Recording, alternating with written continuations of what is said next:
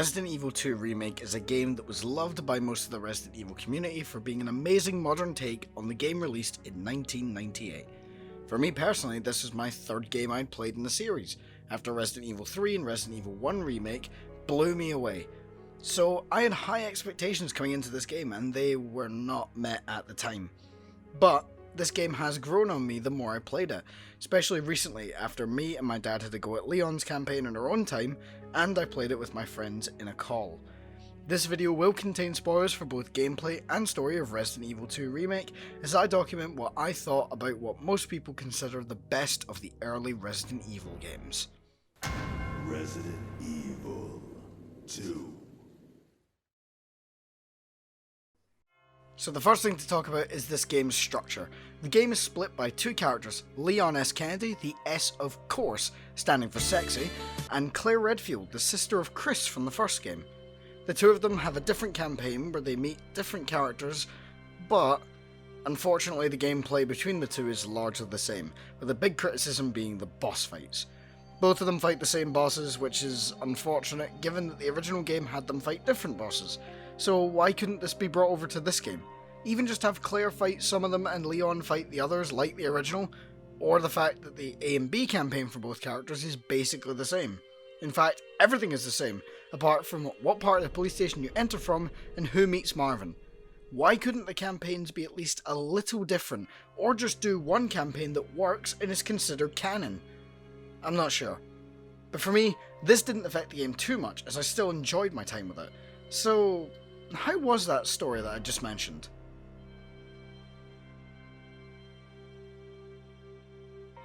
My campaign I played for this video was Claire A, Leon B, so that is what I'll be describing throughout this video.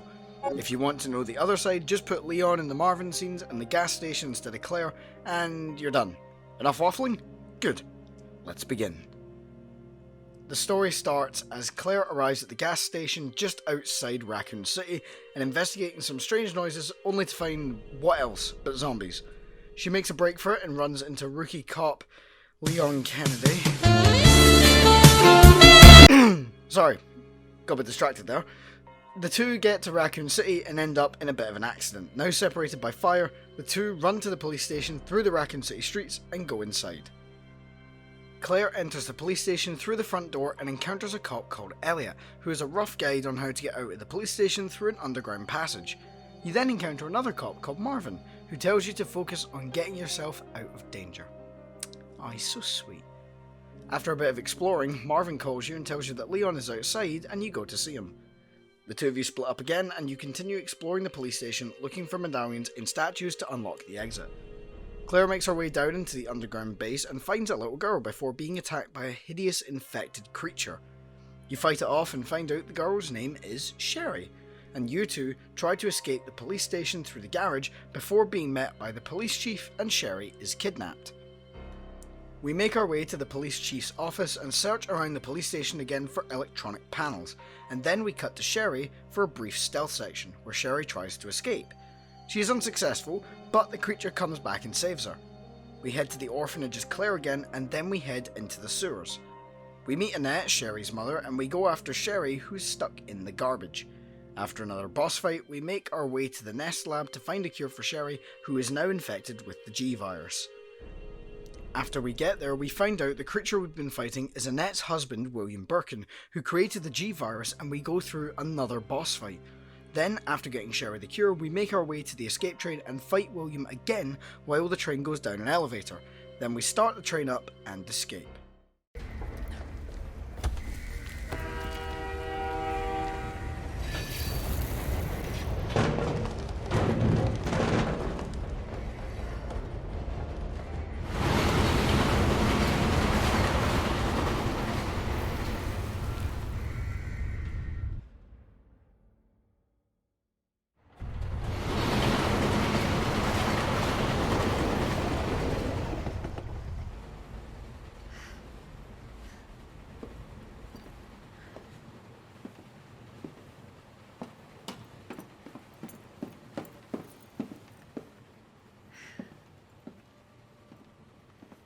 So what's the first thing you want to do when we get out of here?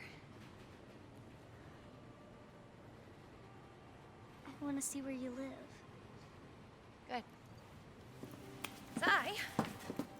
shower. Yeah. Really? That bad? Oh, yeah. Claire! Leon! It's so good to see you. I told you we'd make it, didn't I? Now, let's talk about Leon B. Leon enters from the east side gate after we see the same cutscene from the Claire A scenario. We make our way into the RPD and make our way through collecting the medallions for the goddess statue, with item locations slightly swapped around. We make our way underground and fight the first form of William Birkin, and then head to the garage and meet Ada Wong, claiming to work for the FBI as she saves us from a dog. We go back up to the police station to search for electronic panels to unlock a prison cell where a reporter was killed by Mr. X through a wall. Bloody gruesome. Just get me the fuck out of here!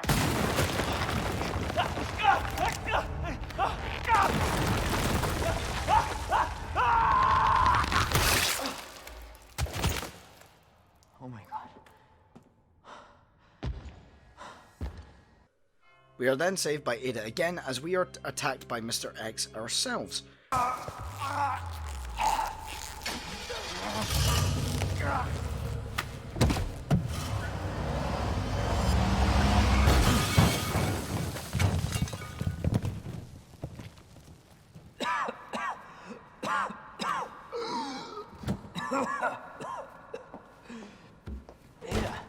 This is getting old.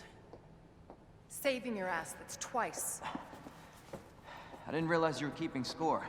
And we head for the sewers to find Annette Birkin, but not before we see an emotional scene involving Kendo and his daughter. Don't move. I'm not gonna hurt you. I said don't move. I'm just passing through. I'm gonna ask you to lower that weapon. Like hell you are. You're gonna turn around and go right back out the way you came in. I think your daughter needs help, sir. Don't tell me how to deal with my daughter. Drop it. No! Wait! Step aside. We need to terminate her before she turns. Terminate. It's my fucking daughter. Ada. Just let them be. Emma? Sweetheart, I told you to stay put. Daddy. Daddy's here. Come here. Okay? Those fucking things outside. What they did to us. You're a cop. You're supposed to know something. How did this happen? Huh? She was our sweet little angel. Mommy. I was sleeping, honey. Okay? And I'm gonna put you to bed too, okay? Emma.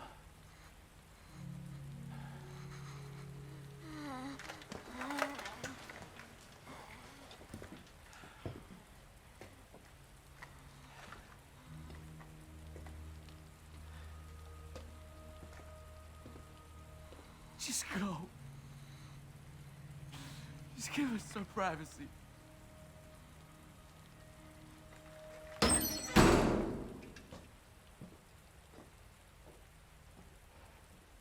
You know, it's one thing to keep the truth from me, but why him?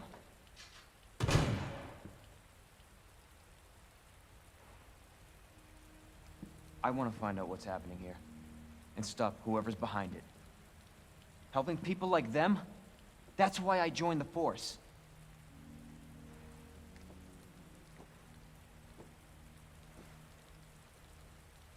My mission is to take down Umbrella's entire operation. We may not make it out. Whatever it takes to save this city. Count me in.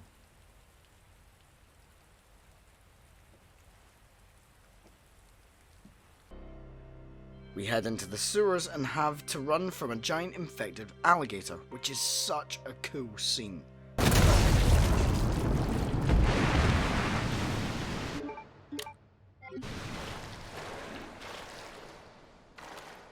Chew on that, you overgrown son of a bitch. We find Annette and Leon ends up shot and injured, leaving us in control of Ada for a brief section of gameplay with a hacking gun, which kinda just exists, like the section with Sherry. Ada is now in the garbage, and we switch back to Leon to save her, and fight the second form of William Birkin. After saving her, we make our way to Nest. After some gameplay, we fight Birkin's third form, and then the scene where all is revealed takes place. Ada falls to her supposed death, and we begin our escape. After fighting Mr. X as his final boss, Leon makes his way to the train and gets on, and then the final battle begins with the last form of William Birkin. And I have one thing to say about this boss fight: Christ on a bike. This design is incredible for a boss fight, and fighting it gives you an amazing ending where you blow it all to bits. Leon, Claire and Sherry then walk off into the sunset, and the credits begin to roll. Nothing will ever top the ending of the original game though. Come on, time to leave. Now? What's wrong? Is something following us? We have to go.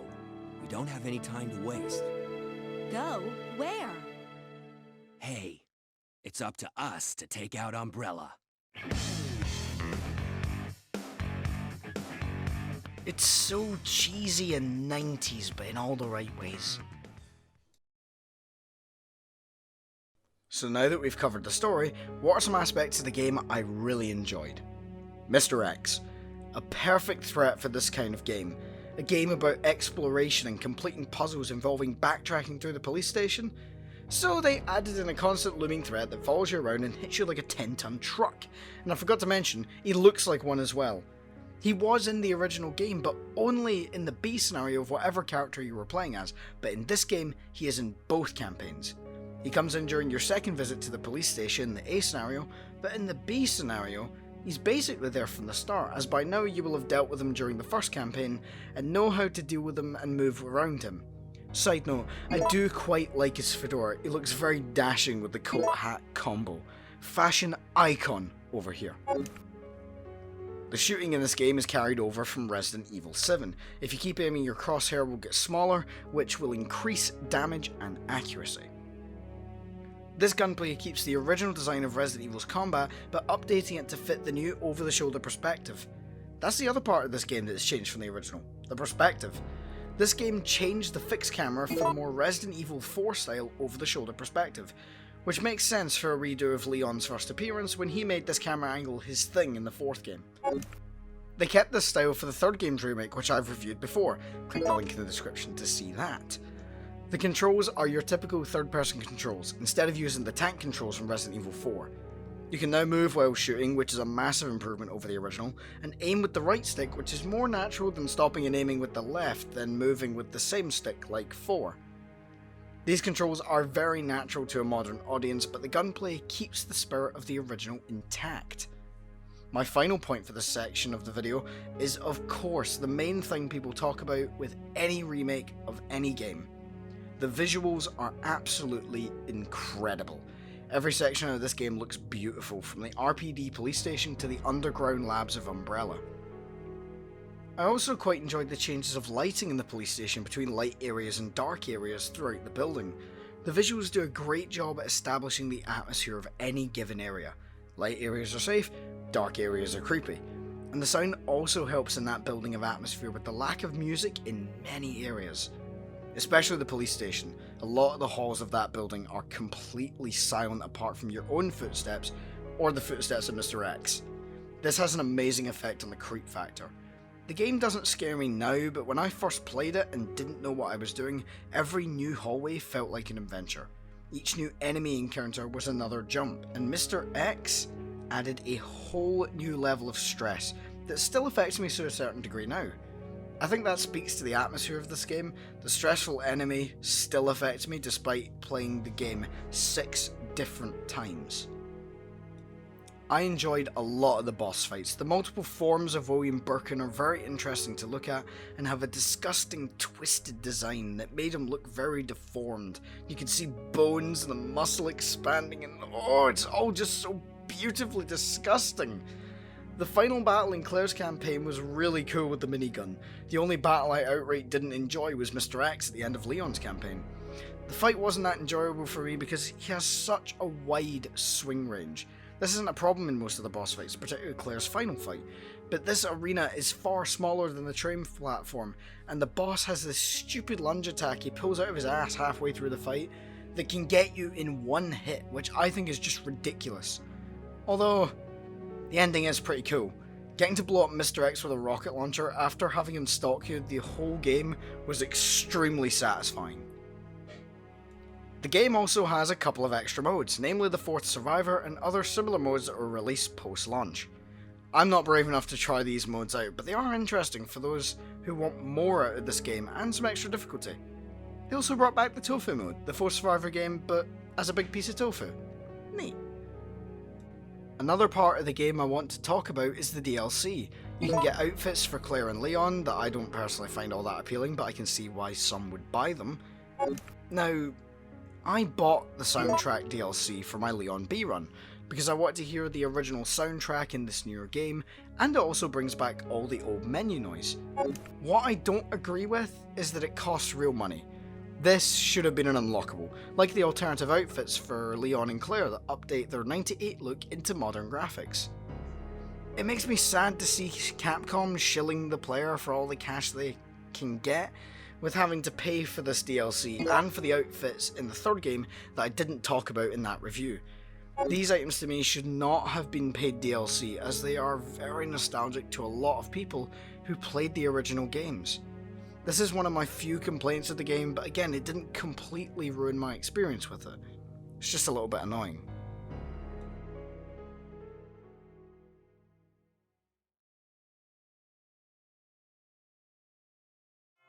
As you may be able to tell from the almost glowing review I've given this game, I really enjoyed it. This game was really fun and absolutely seeping with atmosphere in the early section, and has some great action towards the end sections. There are some small things that bother me, like the inconsistencies between parts A and B stories, no matter what way you play it, but I can overlook these things because of the fun I have from the rest of this game and the memories it gave me, as well as connecting me to my father in another way. This was my least favourite of the Resident Evil games until I played the godforsaken, dreaded Resident Evil 0, and now it has grown on me to be now one of my favourite games of all time. I'll probably come back to this game again and relive the origin story of Leon and Claire. Maybe I'll even go back and try the original. I would like to thank all of you for watching my review of Resident Evil 2 Remake. If you enjoyed, please remember to like, subscribe, turn on notifications only if you enjoyed, and join my Discord and follow my Instagram, links in the description. Goodbye.